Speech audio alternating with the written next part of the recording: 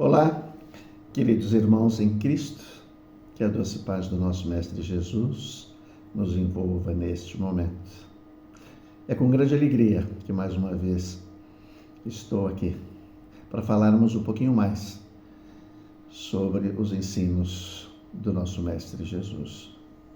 E para tanto, eu rogo ao nosso Pai Celestial, ao nosso Mestre querido, a Maria, nossa Mãe Santíssima, aos bons Espíritos, que nos intuam, que nos possam dar a assistência necessária para que possamos desenvolver o tema definido, designado para hoje. E o tema é mais uma das parábolas de Jesus, a parábola das virgens prudentes e das nécias. Nécias, O que é nécias? Então vamos ver o que define, Qual é a definição de nécio? Nécia é a característica de quem não possui conhecimento, que não possui capacidade, de uma pessoa incompetente, de uma pessoa estúpida, ignorante. Essa seria a definição. Essa passagem, essa parábola está no Evangelho de Mateus, no capítulo 25, versículos de 1 a 13. E eu gostaria de ler, tá bom? O reino dos céus será comparado a 10 virgens que, tomando as suas lâmpadas, saíram ao encontro do noivo. 5 dentre elas eram nécias e 5 prudentes. As nécias, tomando as suas lâmpadas, não levaram azeite consigo, mas as prudentes levaram azeite em suas vasilhas, juntamente com as lâmpadas. Tardando o esposo, cochilaram todas e adormeceram. No meio da noite ouviu-se um clamor: eis o esposo, ide-lhe ao encontro. As virgens levantaram todas e prepararam suas lâmpadas. As tolas disseram às prudentes: dai-nos do vosso óleo, porque nossas lâmpadas estão se apagando. As prudentes responderam: não temos o suficiente para nós e para vós. É preferível irdes aos vendedores, a fim de o comprar para vós. Ora, enquanto foram comprar, veio o esposo. As que estavam preparadas entraram com ele para a sala das bodas, e foi fechada a porta. Mais tarde chegaram as outras e diziam: Senhor, Senhor, abre-nos. Mas ele respondeu: em verdade vos digo, não vos conheço. Vigiai, pois, porque não sabeis nem o dia, nem a hora. Mais uma vez, Jesus compara o reino de Deus a um casamento. Naquela época, a cerimônia religiosa, era realizada na casa do noivo, primeiro, e depois as festas, a grande maioria dos convidados, eram levados para a casa do noivo, aonde era realizada as festas, e deveriam cada um ter a sua lâmpada, ter a sua tocha, Por quê? Porque as ruas eram escuras, para que eles não se perdessem pelo caminho, Mas para que a gente tenha uma compreensão melhor desta parábola, nós temos que analisar o contexto. O que Jesus quis passar para nós? Na Bíblia, a relação do homem com Deus ela é simbolizada pelo casamento, a relação do homem com Deus. E analisando esse contexto, nós temos que voltar, esse capítulo, né, é o 25 do Evangelho de Mateus. A gente tem que voltar no capítulo 24 e entender o porquê que Jesus falou essas palavras, o porquê que Jesus falou esta parábola. Jesus, no capítulo 24, Mateus nos diz que Jesus, saindo do templo de Jerusalém,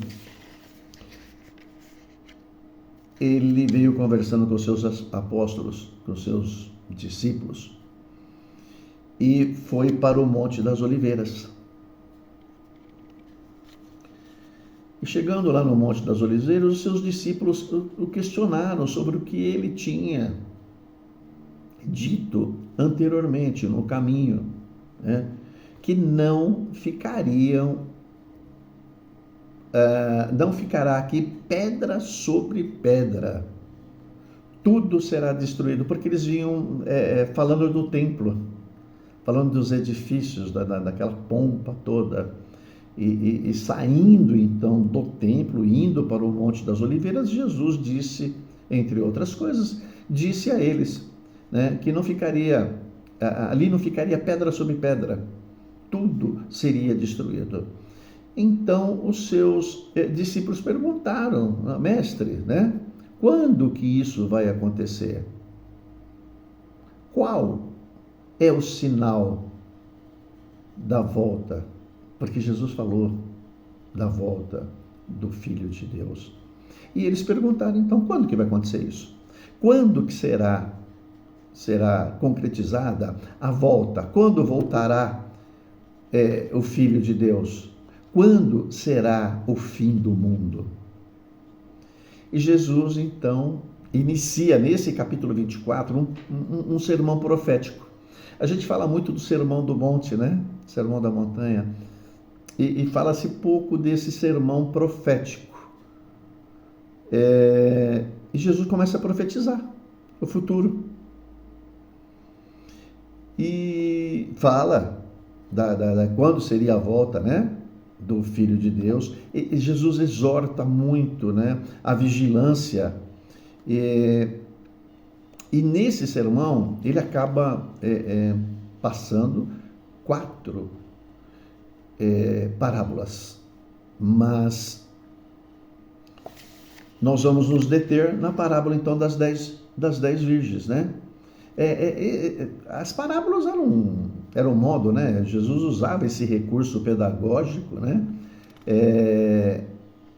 Para conversar, para deixar registrado, né?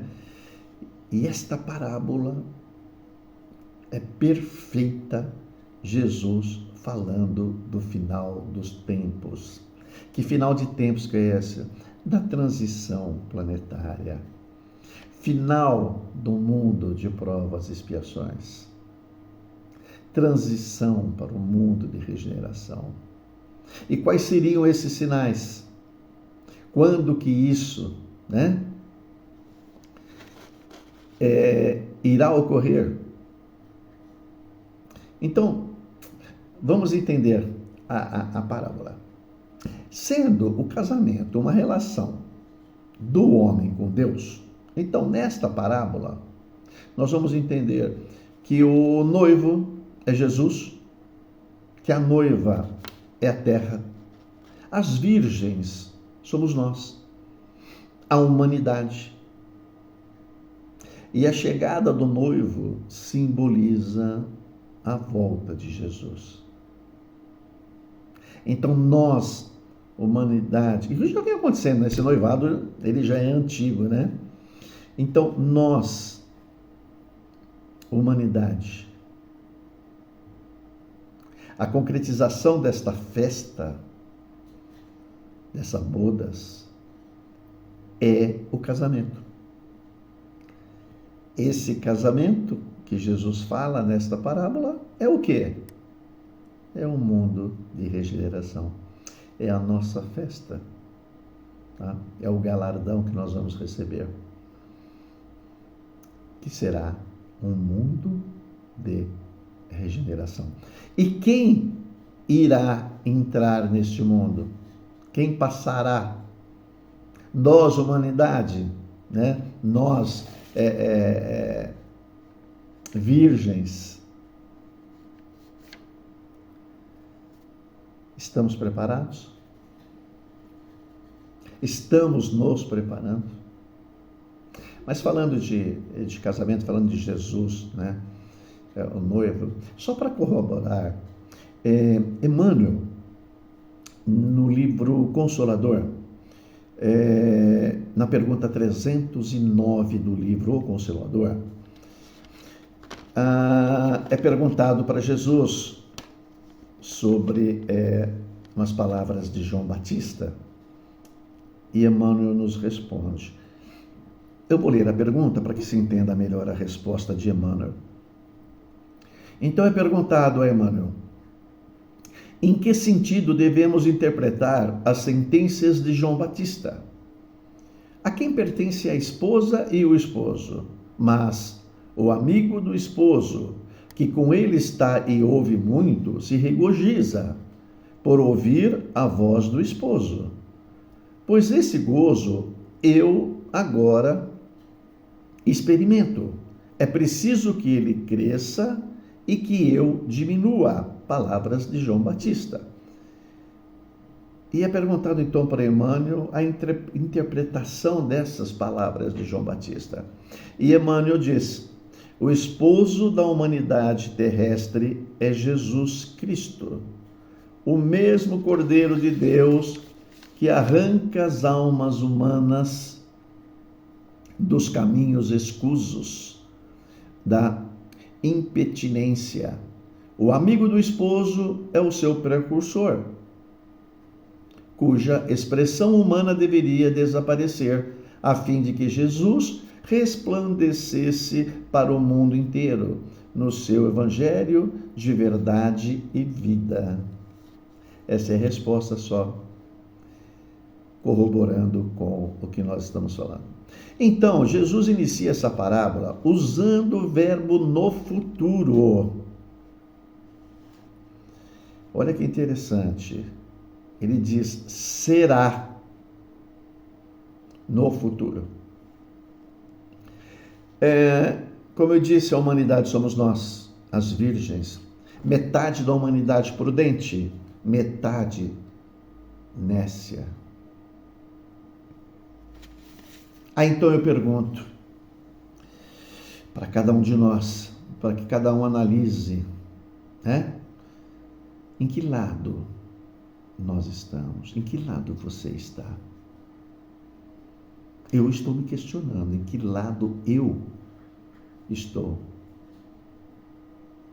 Que cada um analise o seu comportamento nesse período de transição.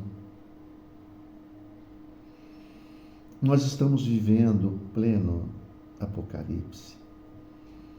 Nós estamos movendo, é hoje.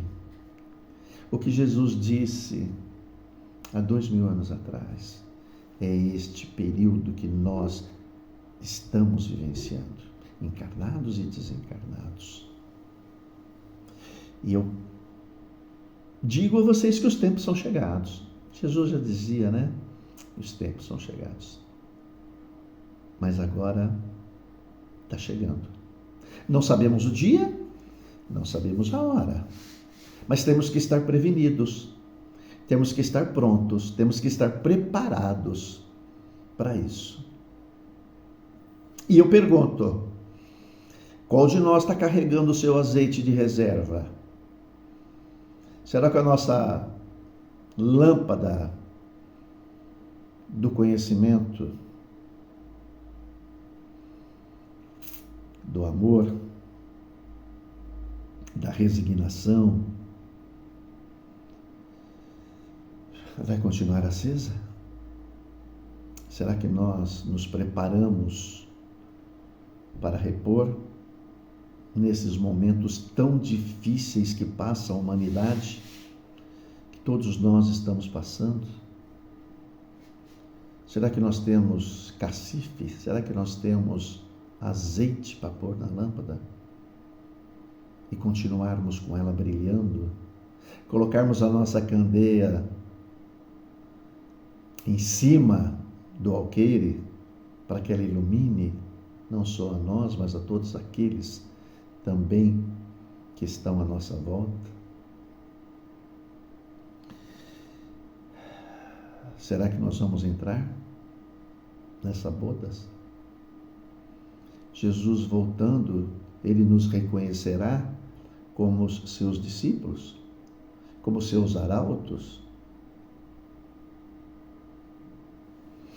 Jesus destacou muito a necessidade de sermos vigilantes. Essa parábola, ela basicamente é isso. A necessidade de estarmos preparados, de nos prepararmos. Porque se não estivermos preparados, não adianta, porque nós não vamos pegar o azeite do outro. Não adianta nós pedirmos, como Jesus diz na parábola. O conhecimento, a preparação é individual, é de cada um. Eu não vou conseguir salvar ninguém. Estou lutando para me salvar. O conhecimento é meu. Cabe a mim ser um arauto do Cristo, divulgar, conscientizar, esclarecer e, acima de tudo, ser testemunha viva, prova do seu Evangelho. Praticar. Não adianta depois, na hora, eu dizer: Senhor, Senhor. Ele vai dizer: eu não te conheço. E a porta estará fechada. E aí, quando a porta fechar, eu pergunto: nós estaríamos do lado de dentro ou estaríamos do lado de fora? Na hora da separação do joio do trigo, em que monte nós vamos estar? Portanto, meus queridos amigos, irmãos, como nosso noivo Jesus, todo noivo daquela época, o dote era dado por ele. Então eu pergunto: qual dote Jesus nos deu? Que presente Jesus nos deixou?